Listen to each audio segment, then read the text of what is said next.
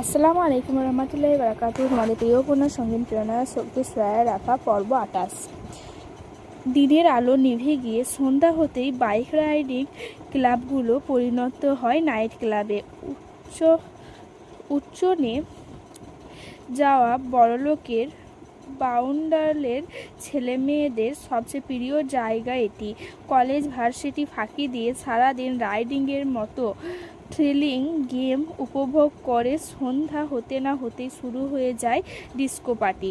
সাদা ফকফকে আলো নিভিয়ে দিয়ে লাল নীল হলুদ ফেরি লাইটের আলোয় ঝিকমিক করে ওঠে চারিপাশ। এক সাইডে বিভিন্ন দেশ থেকে আনা সারি সারি কাচের বোতলের সজ্জিত ব্র্যান্ডেড বার কাউন্টার, আর অন্য সাইডে ডিজে গানের ধূপ ধূপ কম্পিত আওয়াজের তালে তালে সকলের ডান্স পার্টি।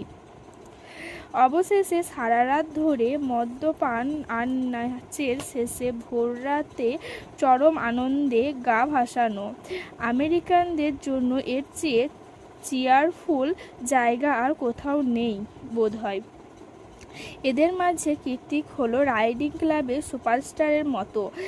কখন আসে কখন যায় কেউ তা জানে না। ও সাধারণত ম্যাচ শেষ হতেই নিজের ইচ্ছা মতো চলে যায়, কিন্তু আজ কোনো এক অযাচিত কারণে সন্ধ্যার পরই ক্লাবে প্রবেশ করেছে কীর্তিক। ওর সাথে অর্ণবও রয়েছে। অর্ণবের মুখ ভঙ্গিমা দেখেই বোঝা যাচ্ছে এই রকম একটা ফালতু জায়গায় ওকে জোর করে টেনে টুনে নিয়ে এসেছে কীর্তিক। চারিদিকের মিউজিক আর হই হুল্লোড়ে কান ঝালাপাড়া হয়ে যাওয়ার উপক্রম। অর্ণব বিরক্ত হয়ে কীর্তিককে বলল, এখানে কেন নিয়ে এলি? তোর যদি এতই নাচার শখ হয়ে থাকে তো তোর বউকে নিয়ে আসতি। আমি কি তোর সাথে নাচবো নাকি? চুপ কর শালা। কীর্তিক অর্ণবের চুপ করিয়ে টানতে টানতে নিয়ে গেল বার কাউন্টারে। ওকে বার স্টুলে বসিয়ে দিয়ে নিজেও বসে পড়ল পাশের টানে। সামনে দাঁড়িয়ে থাকা ওয়েটারকে দুটো হুইস্কির অর্ডার দিয়ে কীর্তিক ক্লাবের চারিদিকে চোখ বুলিয়ে বলল, এই ক্লাবের সিসিটিভি সিস্টেমটা হ্যাক করতে হবে অর্ণব।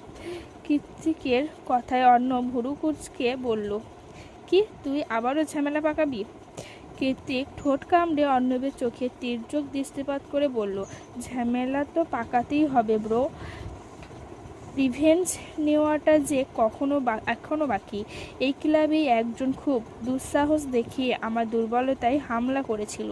তাকে এক ঝলক নিজের পৈশাচিক রূপটা না দেখালে হয় বল? আমি তো এতটাও অভদ্র লোক নয়। অর্ণব দীর্ঘশ্বাস ছেড়ে বলল, তুই কি বলছিস আমি কিচ্ছু বুঝতে পারছি না। কি দেখাবি? কাকে দেখাবি? অর্ণবের কথার পাশে কীর্তি কিছু বলতে যাবে তার আগেই সেখানে আগমন ঘটে ক্লাবের অন্যতম সদস্য জ্যাকসনের, যাকে মাসখানেকের আগেই রাস্তায় ফেলে ইচ্ছে মতো মেরেছিল কীর্তিক। তারপর অবশ্য সব সমস্যাই সমাধান হয়েছে। ক্লাবের ম্যানেজিং কমিটি ওদের দুজনকে মিলিয়ে দিয়েছে। জ্যাকসন ক্ষমাও চেয়েছে নিজের কর্মকাণ্ডের জন্য। এখন সম্পর্কটা মোটামুটি ঠিকঠাক। তাই তো কীর্তিককে দেখা মাত্রই এগিয়ে এসে আরেকটা বার স্টুল টেনে বসতে বসতে ঠোঁটের ভাঁজে সূক্ষ্ম হাসি রেখা টেনে অবাক হয়ে জ্যাকসন শোধালো, আরে জেকে ব্রো, আপনি তো কখনোই নাইট ক্লাবে থাকেন না, আজ হঠাৎ? জ্যাকসনের কথায় কীর্তিক নিজেও ঠোঁটের কোণে হাসি টেনে বলল, তোমাদের সাথে ড্রিঙ্কস করতে মন চাইলো তাই থেকে গেলাম। ভালো করিনি? ও that's really good bro, let's enjoy. ওদের মধ্যে জ্যাকসনই প্রথমে পান করা শুরু করে। 1 প্যাক, 2 প্যাক, 3 প্যাক, অতঃপর অগণিতিক প্যাক। কীর্তিক আর অর্ণবও কিছুটা টাল হয়েছে, তবে জ্যাকসনের অবস্থা পুরোপুরি টালমাটাল। দু চোখ ঝাপসা, চোখের সামনে বসে থাকা একটা কীর্তিককে 10টা মনে হচ্ছে। কি রোমাঞ্চকর! Let's do a ride Jackson. I am sure এবার তুমিই চ্যাম্পিয়ন হবে। জ্যাকসন যখন টলতে টলতে আরও হার্ড ড্রিঙ্কসের অর্ডার দিচ্ছিল, তখনই কৃত্তিক ওকে অফারটা করে বসে। জ্যাকসনের মাথা ঠিক নেই, ওর মাথায় চ্যাম্পিয়ন হওয়ার ভূত বহু আগে থেকেই চড়ে বসে আছে। এই মুহূর্তে নিজের শরীরে একটা আলাদাই জোশ অনুভব করেছে জ্যাকসন। মনে হচ্ছে ওর উপর টেক্কা দেওয়ার মতো কেউ নেই, কেউ থাকতেও পারে না। কে আজ ও সেটা দেখিয়ে ছাড়বে। কৃত্তিক বলার সঙ্গে সঙ্গে দাঁড়িয়ে পড়ে জ্যাকসন। নিজের শার্টের কলারে একটা ঝাড়া দিয়ে বাইকের হেলমেট নিয়ে বাইরে যেতে যেতে বলে, লেটস গো। কৃত্তিক বাঁকা হেসে বলল, ওয়াও, এত জলদি? জ্যাকসন চলে গেলে কৃত্তিকও নিজের হেলমেটটা নিয়ে ওর পেছনে পেছনে হাঁটা দিলে অর্ণব ওকে টেনে বলে, তুই কি পাগল? ও তো পুরোই তাল হয়ে আছে, বাইক স্টার্ট দেওয়ার সাথে সাথে অ্যাক্সিডেন্ট করবে। কৃত্তিক দাঁতে দাঁত চেপে বলল, সেটাই চাইছি, চল এবার। পেছন থেকে অর্ণব বলল, আর তুই নিজেও তো ড্রাঙ্ক, নিজের ওপর কন্ট্রোল আছে আমার অর্ণব, তুই চল। নিজেদের সুপরিচিত রাইডিং ম্যাচের রাস্তায় এসে দুজনই বাইক স্টার্ট করলো ওরা। চারদিকে রাস্তাটা পুরোপুরি অন্ধকার নয়, আবার খুব আলোকিতও নয়। সোডিয়ামের নিয়ন আলোয় পুরো রাস্তা জুড়ে আলো ছায়া বিরাজমান। জ্যাকসনের মাথায় চ্যাম্পিয়ন হওয়ার ভূত কুণ্ডলি পাকিয়ে মাথাচাড়া দিয়ে উঠেছে। আজও দেখিয়েই ছাড়বে জ্যাকসন কি জিনিস। ওদিকে কৃত্তিক প্রথমেই খুব ধীর গতিতে বাইক স্টার্ট দেয়। বাইক স্টার্ট দেওয়ার সঙ্গে সঙ্গে জ্যাকসন হাওয়ার বেগে দৃষ্টির সীমার বাইরে চলে যায়। এই দেখে অন্য ভয়ার নজরে তাকিয়ে মনে মনে আওড়ায়, হয় মরবে, না হয় মৃত্যুকে খুব কাছ থেকে দেখে আসবে। কেন যে জেকের মতো পাগলের সাথে লাগতে এসেছিল, হু নোজ। যেহেতু কৃত্তিক নিজেও ড্রাঙ্কিং ছিল, তাই ও নিজেও কিছু দূর যেতেই উল্টে পড়ে যায়। পড়ে গিয়ে সেখানে বসেই শব্দ করে হাসতে থাকে ও। কৃত্তিক পড়ে গিয়েছে দেখে অর্ণব ওর দিকে ছুটে এগিয়ে এসে বলল, আর ইউ ওকে? এটা কেন করলি ভাই? ছেলেটা খুব খারাপভাবে আহত হবে। কৃত্তিক বাইকটাকে শরীরের উপর থেকে সরিয়ে আস্তে ধীরে উঠতে উঠতে বলল, ওই বাস্টারটা আমার অরুকে মাঝ রাস্তায় অ্যাটাক করেছিল। শুধুমাত্র আমার উপর জিদ ফলাতে গিয়ে ও অরুকে ছুরি নিয়ে তাড়া করেছে। ইভেন আমি সময় মতো না এলে কি না কি হয়ে যেত সেটা একমাত্র ওর ওয়ালাই ভালো জানে। তাহলে তুই কি করে ভাবলি এত বড় একটা দুঃসাহস দেখানোর পরও আমি ওকে এত সহজে ছেড়ে দেব? কখনো না। তাছাড়া আমি আর কী বা করলাম? ও নিজেই তো বাইক নিয়ে চলে গেল। এখন যদি ভালোই বেঁচে যায় তো যাক, আর যদি না যায় তাহলে ধরে নেব ওর চ্যাম্পিয়ন হওয়ার নেশায় ওকে খোয়ালো। শেষ কথাটা বলতে বলতেই একটা তীর্যক কপাট হাসিতে প্রসারিত হলো কৃত্তিকের ডার্ক ব্রাউন ঠোঁটজোড়া। অরুর বাড়ি ফিরতে ফিরতে বিকেল গড়িয়ে সন্ধ্যা রাতে গিয়ে ঠেকেছে। অনু আজ আর ফিরবে না, সে মায়ের কাছেই থাকবে। অরুও ফিরতে চায়নি, অনু জোর করেই পাঠিয়ে দিয়েছে ওকে। বলেছে একটা রাতই তো, তারপর থেকে তো সবাই একসাথেই থাকবে ওরা। এখন কষ্ট করে হসপিটালে থাকার প্রয়োজন নেই। অরু মনটা বেশ ফুরফুরে। হাতের পার্সটাকে আঙুলে ঘোরাতেই মাত্রই পাসওয়ার্ড টিপে ঘরে প্রবেশ করেছে ও। তবে হলরুমে কাউচে কৃত্তিককে বসে থাকতে দেখেই হাতার গতি থমকে যায় অরুর। এই তো সেই মানুষটা, সারাদিন এত আনন্দের মাঝেও যার কথা হুটহাট মনে পড়েছে। বারবার মনে হয়েছে কোথায় সে। কাউচের উপর গা ছড়িয়ে দিয়ে দু পা টি টেবিলের ওপর রেখে বসে আছে কৃত্তিক। নির্ঘুম নিষ্প্রভ কামুক চোখ দুটো অরুর পানে নিবদ্ধ। কৃত্তিকের মুখের দিক থেকে চোখ সরিয়ে অরু দৃষ্টিপাত করে ওর পায়ের দিকে। 3 কোয়ার্টার প্যান্ট পরে আছে কৃত্তিক, যার দরুন ফর্সা লোম পা দুটোর ওথায় সেথায় থেতলে গিয়ে রক্ত জমা বাঁধা অংশগুলো দৃশ্যমান।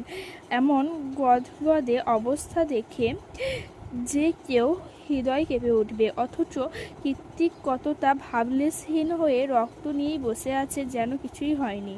অরুকে এভাবে তাকিয়ে থাকতে দেখে কীর্তি হাসির স্বরে বলে, তোর জন্যেই ওয়েট করছি, ট্রিট করে দে। কীর্তিকের পা দুটো পর্যবেক্ষণ করে একটা দীর্ঘশ্বাস ছেড়ে এগিয়ে এসে অরু শুধালো, নিশ্চয়ই বাইক থেকে পড়ে গিয়েছেন। কীর্তিক দু হাত দিয়ে নিজের চুলগুলো ব্যাকব্রাশ করতে করতে বলল, ঠিকই ধরেছিস। ফার্স্ট এড বক্স কোথায়? কীর্তিক আঙুল দিয়ে নিজের রুমের দিকে দেখিয়ে দিল। অরু নিজের পাশটা রেখে বলল, ঠাকুর নিয়ে আসছি। এই যাবৎ কীর্তিকের রুমে দু একবার এসেছে অরু। সেদিন কীর্তিকের রুমে কখন যে ঘুমিয়ে গিয়েছিল টের পায়নি ও নিজেও। তবে তখন তো গরময় অন্ধকার ছিল, কিছুই দেখার উপায় ছিল না। ওই জন্যই তো এখন ফার্স্ট এড বক্স খুঁজতে খুঁজতে হাঁপিয়ে উঠেছে অরু। রুমের কোথাও খুঁজে না পেয়ে একটানে কীর্তিকের জামা কাপড়ের কভার খুলে ফেললো ও। কভারের ড্রয়ারের ফার্স্ট এড বক্স রাখা ছিল। অরু সেটাকে হাতে নিয়ে আরও একটা ছোট বক্স দেখতে পায়, সুন্দর কারুকাজ করা কাঠের বক্স। কী আছে এর মধ্যে? প্রশ্নটা মনের মাঝে উকি দিতে ওদিক তাকিয়ে অনেকটা বিস্ময় আর কৌতূহল নিয়ে বক্সটা খুলল অরু ভেবেই নিয়েছে এত সুন্দর বক্সে হয়তো কোনো হিরে জহর থাকবে নিশ্চিত। কিন্তু অরুকে পুরোপুরি ভুল প্রমাণ করে দিয়ে বক্স থেকে বেরিয়ে এলো একটা লম্বা চুল। অরু অসহায়ত নজরে চুলটাকে দেখে নাক সেটকে বলল, এটা আবার কি? পরক্ষণেই ওই চুলটাকে নিয়ে নিজ চুলের সাথে মিলিয়ে অরু বলল, আরে এটা তো মনে হচ্ছে আমার চুল। উনি কি কালো টাদু করেন নাকি? অরু নিচ থেকে ভেসে আসা কীর্তিকে ঝাঁঝালো চিৎকারে লাফিয়ে উঠল অরু। কোনো মতে জিনিস জায়গায় রেখে ফার্স্ট এড বক্স নিয়ে সহসা নেমে গেল নিচ তলায়। তারপর দৌড়ে এসে হাঁটু গেড়ে বসে পড়ল কীর্তিকের পাশে। এতদিন ধরে এ বাড়িতে আছিস, এখনও একটা ফার্স্ট এড বক্স খুঁজতে এত টাইম লাগে? কীর্তিকের কথায় ওরও মনে পড়ে যায় ও আর এই বাড়িতে নেই। কথাটা ভাবতেই ঈশান কোণে মেঘ জমার মতোই মনের কোণে সুপ্ত হাহাকার জমে উঠল অরুর। অরুণ নিশ্চুপ বসে বসে কীর্তিকের পায়ে হাত চালাচ্ছে দেখে কীর্তি ভ্রুকুঞ্চিত করে বলল, কি ভাবছিস? অরু তার ছোট ছোট হাত দিয়ে অন টাইম ব্যান্ডেজগুলো লাগাতে লাগাতে বলল, ভাবছি আজকে যা বলার বলুন, আমি তো কাল চলেই যাচ্ছি। কীর্তিক ডিভানের গায়ে নিজের মাথাটা এলিয়ে দিয়ে বলল, আমায় ছেড়ে কোথায় যাবি তুই?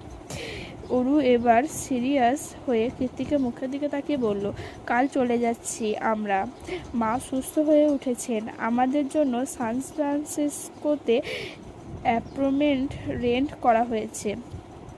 অরুর কথাটা বলতে দেরি হলো, শক্ত হাতে ওর গাল দুটো চেপে ধরতে দেরি হলো না কীর্তিকের। হঠাৎ চাড়াও হওয়া তীব্র রেগে বেশ শক্ত করেই অরুর গাল দুটো চেপে ধরেছে কীর্তিক। এতক্ষণে শান্ত মসৃণ রূপটা মুহূর্তেই ধারণ করেছে ভয়ঙ্কর অগ্নিমূর্তি।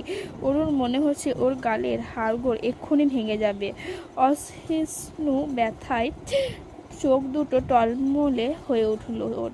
তৎক্ষণাৎ অস্পষ্ট সুরে কীর্তিকে বলল, খুব ব্যথা লাগছে, ছাড়ুন। কীর্তিক ছাড়ল না, উল্টে ওকে কাছে টেনে নিয়ে হিসিয়ে বলল, আমার জীবনে সবচেয়ে বড় ভুল কি জানিস?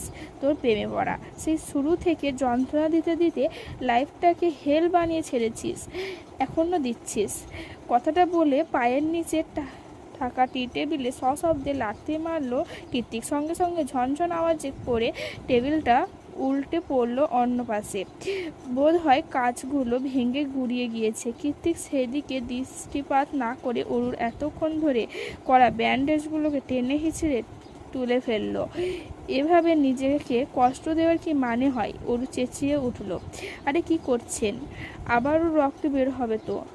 কীর্তিক অরুর কথায় কর্ণপাত না করে ব্যান্ডেজগুলো ছুঁড়ে ফেলে ওকে এক প্রকার ধাক্কা মেরে সরিয়ে হন হন করে বাড়ি থেকে বেরিয়ে যায়। কীর্তিক চলে যেতেই অরু ধপ করে মেঝেতে বসে পড়ে, নিজে আশ্চর্য হয়ে প্রশ্ন করে, উনি কি বললেন? উনি আমার প্রেমে পড়েছেন? কবে, কোথায়, কখন? যেই মানুষটা আমাকে দুই চোখে সহই করতে পারেন না, সে কি আমাকে আমার প্রেমে পড়লো? আমি ঠিক শুনলিছি? আপন মনে কথাগুলো বলতে বলতে অরু হাত চলে যায় বুকের বাম পাশে। আবারও সেই তীক্ষ্ণ চিনচিন ব্যথা। এটা কি তাহলে কৃত্তিকের জন্যই হচ্ছে? চলবে। অনেকেই ওদের বিয়ের ঘটনাটা জানতে চাইছো, ধারাবাহিকতায় সেটা আসবে সামনে। আর যারা অরুর ভালোবাসা দেখতে চাইছো তাদের বলবো একটু সবুর করো। অরু ভালোবাসবে, পাগলের মতো ভালোবাসবে। আরও একটা বাস্তব দিনের বিদায় জানিয়ে সন্ধ্যা তিমিরে মুড়িয়ে গিয়েছে চারিপাশ। বাইরে বৃষ্টি নেই, তবে প্রবল বেগে হাওয়ার তাণ্ডব চলমান। কৃত্তিকের বাড়িটা ক্যালিফোর্নিয়া আর সান ফ্রান্সিসকোর মাঝামাঝি শহরতলিতে হওয়ায় আশেপাশের নির্জন পরিবেশ ছাপিয়ে প্রশান্ত মহাসাগর থেকে আগত ঝিরিঝিরি হাওয়ার তাণ্ডবটা বারবার একটু বেশি মনে হয়। কিন্তু আজ সন্ধ্যার ঝড়ো হাওয়াটা তার চেয়েও দ্বিগুণ মনে হচ্ছে।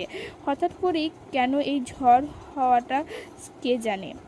সারাদিন পরে মাত্রই ভার্সিটি থেকে বেরিয়ে বাড়িতে ফিরেছে কৃত্তিক। পরনে ইটালিয়ানদের মতো আটোসাটো ফর্মাল স্যুট গলিয়ে পুরুষালী শরীরের পেশিগুলো স্পষ্ট দৃশ্যমান। হাতে সিলভার রঙের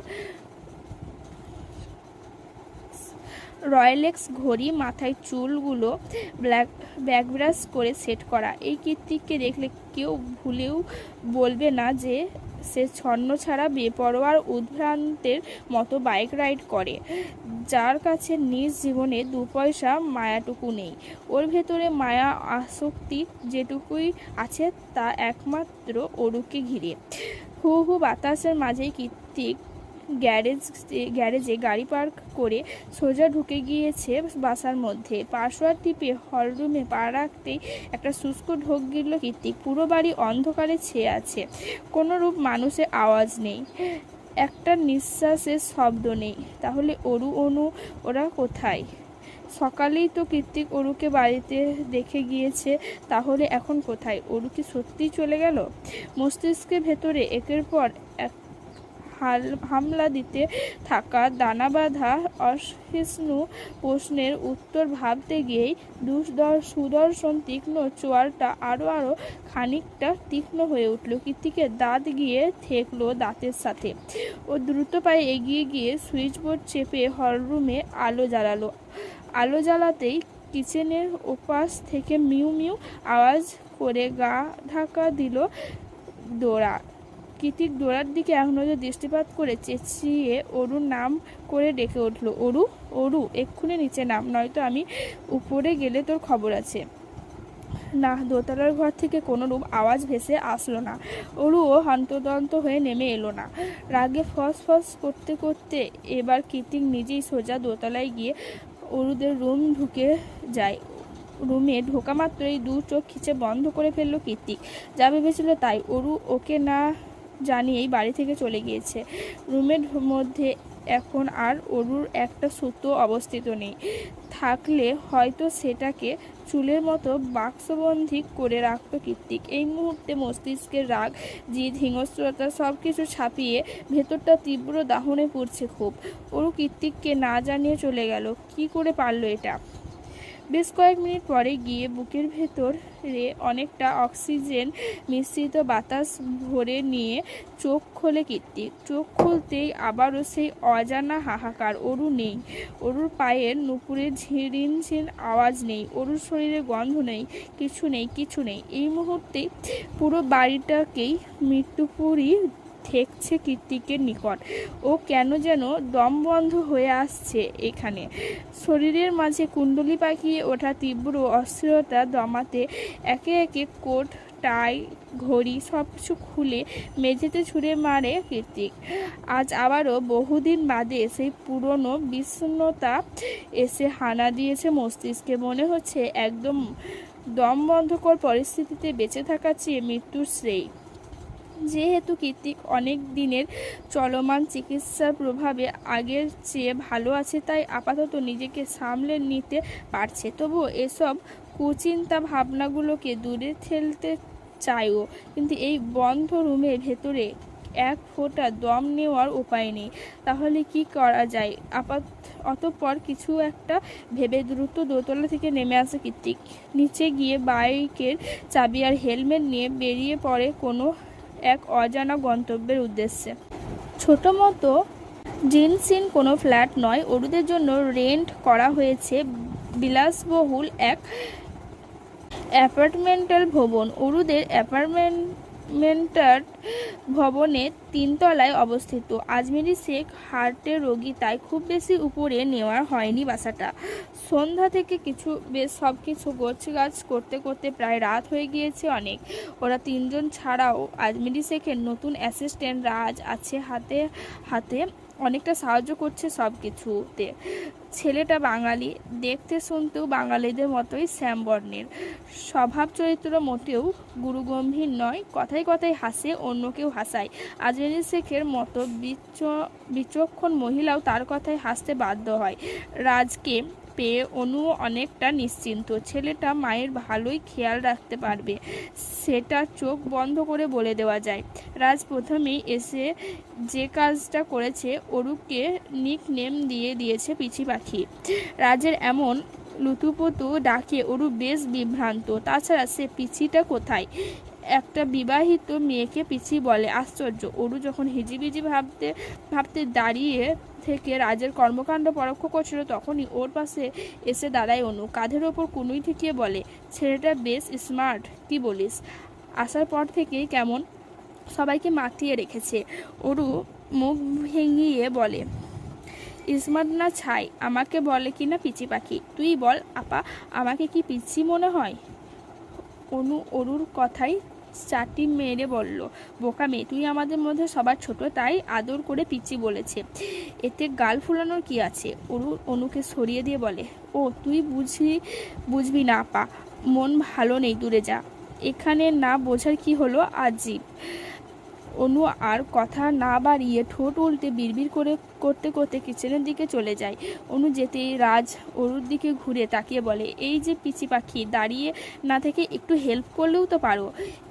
একা হাতে এতগুলো ওয়ালবোর্ড লাগানো যায়? রাজের কথায় অরু তেতে উঠে মুখ ঝামটি দিয়ে অরুকে রুমে যেতে যেতে বলল, পারবো না, করলে করুন, না করলে ভাগুন। অরু চলে যেতেই রাজ মুচকি হেসে বলে, হাউ কিউট। রুমে এসে লাইট নিভিয়ে বিছানায় গা এলিয়ে দিল অরু। অরু উদাস উদাস লাগছে খুব। কালকে তৈরি হওয়া বুকের মাঝে চিনচিন ব্যথাটা এখন তীব্রকার রূপ ধারণ করেছে। ঘুমানোর আশায় চোখ দুটো বন্ধ করলেই একটা অসম্ভব সুদর্শন রাগি মুখ এসে হানা দিচ্ছে চোখের পাতায়। কি চাইছে? কেন ঘুমাতে দিচ্ছে না? কেনই বা বুকের বাঁ পাশের তীব্র ব্যথার কারণ হয়ে দাঁড়িয়েছে? কৃতিকের কথা ভাবতে গিয়েই অরু আকস্মাৎ মনে পড়ে যায় ডোরার কথা। এখন অরু নেই, কৃতিক নির্ঘাত ডোরাকে বাড়ি থেকে বের করে দেবে। না, ডোরার কথা চিন্তা করে অরু শোয়া থেকে উঠে বসলো। মনে মনে ঠিক করলো কাল ভার্সিটি হয়ে কৃতিকের বাড়িতে গিয়ে ডোরাকে যত দ্রুত সম্ভব নিয়ে আসতে হবে। কিন্তু রাতেই বা কখন শেষ হবে, আর আগামীকালই বা কখনই আসবে? অস্ফুটে কথাটা উচ্চারণ করতে আবারও চোখ মুখ বিচ্ছিন্ন ছেয়ে গেল অরুর। বুকের ভেতর সেই এক তীক্ষ্ণ চিনচিন ব্যথা। অরু কষ্ট হচ্ছে, অজানা কষ্ট, কিন্তু কার জন্য? বারবার মনে পড়ছে কৃতিকের মুখ থেকে উগরে আসা স্পষ্ট কথাগুলো, আমার জীবনের সবচেয়ে বড় ভুল কি জানিস? তোর প্রেমে পড়া। গুনগুনে 12 বছরে বড় হয়েও কৃতিক অরুর প্রেমে পড়েছে। কথাটা ভাবতেই শিহরিত হয়ে ওঠে অরুর হৃদয়, মন, সবকিছু। হাজার চেষ্টা করেও কৃতিকের কথা মাথা থেকে সরানো যাচ্ছে না। না চাইতেও এই মুখটাই মনে পড়ছে বারবার। এ যেন মন মস্তিষ্কে এক তীব্র দোটানা। আর ভালো লাগছে না। এই উদাসীনতা, মনটা যে কি চাইছে নিজেও জানে না অরু। ওই জন্যই তো কৃতিককে না জানিয়ে চুপি চুপি চলে আসা। নয়তো কৃতিক সবার সামনে জিদের বসে কি না কি করে বসতো কে জানে। কৃতিককে নিয়ে অহেতুক ভাবতে ভাবতে অরুর চোখ যায় রুমের পাশে টানা বারান্দার দিকে। অরু ভাবলো একবার বারান্দায় গিয়ে দাঁড়াবে, তাহলে যদি ভেতরে কষ্ট কষ্ট ভাবটা একটু কমে আসে। যেই ভাবা সেই কাজ, একটুখানি স্বস্তির আশায় এগিয়ে গিয়ে কাজ ঠেলে বারান্দায় গিয়ে দাঁড়িয়ে পড়ল অরু। সঙ্গে সঙ্গে এক রাস দমকা হাওয়া এসে চোখ মুখ আছড়ে পড়লো ওর। এই রুমের বারান্দাটা ভবনের একেবারে পিছন দিকে, পিছনের রাস্তাটাও নির্জন। সোডিয়ামের মৃদুর আলো ব্যতীত খুব বেশি আলো এখানে নেই। মানুষজনের আনাগোনাও তাই বেশ কম, যাকে বলে নিরিবিলি পরিবেশ। নিরিবিলি পরিবেশের সাথে আজ বাইরে তীব্র বাতাসে তাণ্ডব নৃত্য করছে। কি জানি কীর্তি কি করছে, মনের মাঝে প্রশ্নটা উঁকে দিতেই উরু মিনমিনিয়ে বলল, কি আর করবে, হয় কানে হেডফোন গুঁজে ডার্ক রোম্যান্টিক অডিও বুক শুনছে, নয়তো বাইক নিয়ে রাইডে বেরিয়েছে। বোরিং লোক একটা। বিড়বিড়িয়ে কথাটা বলে হাত দিয়ে বারান্দার কার্নিসে ভর করে মাথা নুইয়ে সোজা নিচের দিকে চাইলো ওর। নিচে যাওয়ার সঙ্গে সঙ্গে মাথা ঘুরে উঠল ওর। নিজেকে ভুল প্রমাণ করতে সোজা হয়ে দাঁড়িয়ে কয়েকবার চোখের পলক ছেড়ে পুনরায় নিচের দিকে তাকালো অরু। দেখলো অরুর দৃষ্টি বারবার বাইকে হেলান দিয়ে ওর দিকেই তাকিয়ে আছে কীর্তি। চুলগুলো অগোছালো, ফর্মাল শার্টের হাতাটাও গুটানো, গলায় টাই নেই, সামনের দিকে কয়েকটা বোতাম অবাধে খুলে রাখা, যার ফলে ঢেউ খেলানো ফর্সা বক্ষদেশ স্পষ্ট দৃশ্যমান। কীর্তিকে বড্ড এলোমেলো লাগছে, ঘোলাটে দৃষ্টিটাও কেমন বেসামাল। এত দূর থেকেও কীর্তিকের আহত দৃষ্টিতে বুকের ভেতরটা কেমন মোচড় দিয়ে উঠল অরুর। কেন যেন মনে হচ্ছে কীর্তিকার কারোর জন্য নয়, বরং ওর জন্যই দাঁড়িয়ে আছে এত রাতে। অরু আর বারান্দায় চুপ হয়ে দাঁড়িয়ে থাকতে পারল না। হুট করে কি ভেবে যেন ওড়নাটা নিয়ে সবার আড়ালে ছুটে বেরিয়ে গেল অ্যাপার্টমেন্ট থেকে। মাথায় ভালো মতো ঘোমটা টেনে ছুটে এলো কীর্তিকের কাছে। অরু নিচে নেমে এসে তাও কীর্তিক একইভাবে তাকিয়ে আছে অরুর পানে। কোনো রাগ নেই, ক্ষোভ নেই, বিরক্ত নেই, দু চোখে যা আছে তা হলো একরাশ মাদকতা। অরু সুতি থ্রি পিস পরে আছে, মাথায় ওড়না দিয়ে ঘোমটা টানা, লম্বা সিল্ক চুলগুলো পুরোপুরি বাঁধন হারা। অরু কীর্তিকের কাছে এগিয়ে আসতেই কীর্তিক মৃদুর হাতে ওর কোমর আঁকড়ে ধরে ওর কাঁধে মাথা এলিয়ে দিয়ে হেসে বলল, তোকে হুট করেই বউ বউ লাগছে জান। কীর্তিকের কথা স্পষ্ট নয়, মাথাটাও কেমন টলছে, মুখ দিয়ে অ্যালকোহলের বিশ্রী গন্ধ বের হচ্ছে। অরু চোখ মুখ কুঁচকে বলল, আপনি অ্যালকোহল খেয়ে বাইক রাইড করে এত দূর চলে এসেছেন? কীর্তিক হ্যাঁ সূচক মাথা নাড়িয়ে অরু পুনরায় বলে, যদি কিছু হয়ে যেত। কীর্তিক ওর কথায় তোয়াক্কা না করে নিভু নিভু চোখে বলল, তুই আমায় ছেড়ে কেন চলে এলি? এখন কি করে থাকবো আমি? একটু তো চোখের সামনেই দেখতাম, সেটাও তোর মায়ের সহ হলো না। অরুর কাছে কীর্তিকের এই রূপ পুরোপুরি নতুন। ও কখনো কীর্তিকে এমন নরম সুরে কথা বলতে শুনেনি। আজই প্রথমবার। কীর্তিকের বলা প্রত্যেকটা কথা অরুর শরীরে কম্পন ধরিয়ে দিচ্ছে ঠিকই, কিন্তু বুকের মাঝে জমতে থাকা সেই তীব্র চিনচিন ব্যথাটা হুট করেই কেমন উবে গিয়েছে, পাশে এসে ভর করেছে অজানা এক প্রশান্তি। কী নাম দেওয়া যায় এই প্রশান্তির জানা নেই অরু। অরু চুপ হয়ে দাঁড়িয়ে আছে। কীর্তিক অরুর ওড়নাতে নাক ঘষে দু হাতে ওকে আরও খানিকটা কাছে টেনে বলল, হার্টবিট ফিরে চল আমার সাথে, তুই তো আমার, তোকে ছাড়া থাকতে কষ্ট হচ্ছে তো, বল যাবি? কীর্তিকের প্রশ্নে কোনো উত্তর নেই অরুর কাছে। ও তো এখনও কীর্তিকের নতুন রূপে আবিষ্কার করা ব্যস্ত। এ কোনো কীর্তিককে দেখেছে ও? অরু যখন কীর্তিকের বাহুদরে দাঁড়িয়ে কীর্তিককে নিয়ে হাজারো চিন্তায় বিভোর, তখনই কানে ভেসে আসে অনুর গলা। কার্কশ আওয়াজ উপর থেকে হাঁক পেরে পেরে ওকে ডাকছে অনু। বারবার বলছে, রাতের বেলা কোথায় গেল মেয়েটা? রুমে দাঁড়িয়ে অনু ডাকছে বুঝতে পেরে অরু নিজের মাথার ঘোমটা আরও ভালো করে টেনে নিয়ে কীর্তিককে উদ্দেশ্য করে বলল, মোবাইল কোথায় আপনার? মোবাইল দিয়ে কি করবি? দরকার আছে দিন। কীর্তিক অরুর ওড়নাকে নাক ঘষতে ঘষতে বলল, পকেটে মনে হয়। কীর্তিক টলছে তাই অরু নিজেই ওর পকেট থেকে মোবাইলটা বের করে কল দিল প্রত্যয়ের নাম্বারে। প্রত্যয় ফোন রিসিভ করে ওপাশ থেকে কিছু বলার আগে অরু এক নিঃশ্বাসে বলল, ওনাকে না মানে ঋত্বিক ভাইয়াকে আমাদের বাসার সামনে থেকে নিয়ে যান, উনি ড্রিঙ্ক করে আছেন। প্রত্যয় চমকে গিয়ে বলল, কি বলছো, কোথায় আছে ভাই? অরু মিনমিন করে বলল আমাদের নতুন বাসার পেছনের রাস্তায়।